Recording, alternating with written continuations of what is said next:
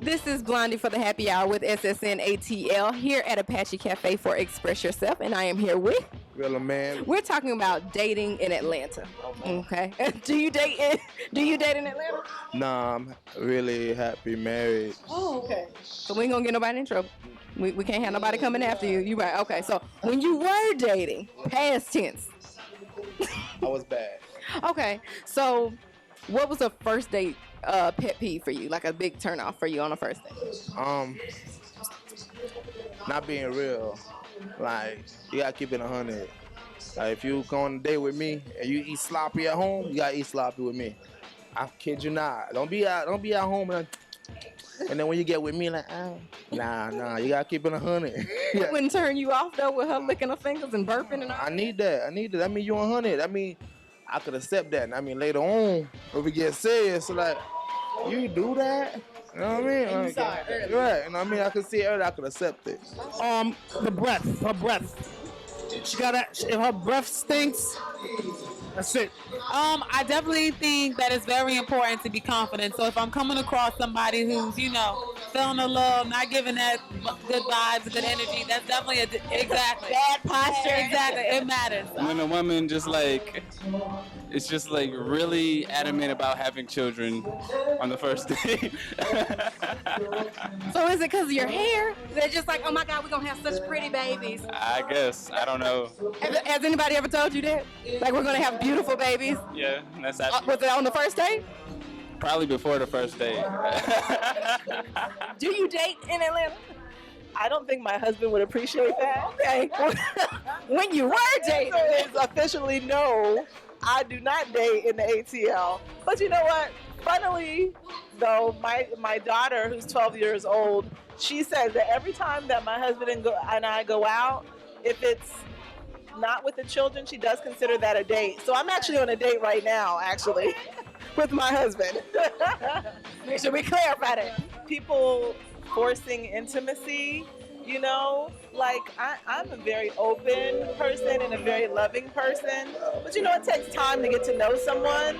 So if you try to get, intimate too quick with someone, and I'm not talking intimate in the sexual realm, I'm just talking about in terms of like all up in your business, and you haven't really earned that space with that person yet. If she take all day, like to get ready. Okay. Like, cause that means you're not naturally beautiful. You're trying to put on this incredible facade that I'm really just only gonna fall in lust with, cause I know it's really not you. So if it take you all that time, I'm like, I'll holler at you later. You scared you gonna like take her home and wake up to somebody else? That's possible. That's like really possible out here, for real, like straight up.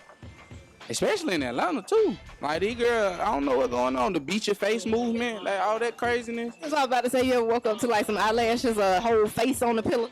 I done had some makeup on my shirt. That's not good for a guy in my shoes.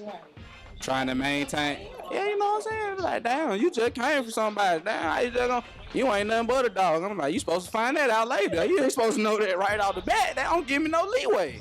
I'm getting too personal. First date, you get to know a person on the surface. Don't try to get too personal, because I don't even know you like that. Do you date in Atlanta? No, I'm married now.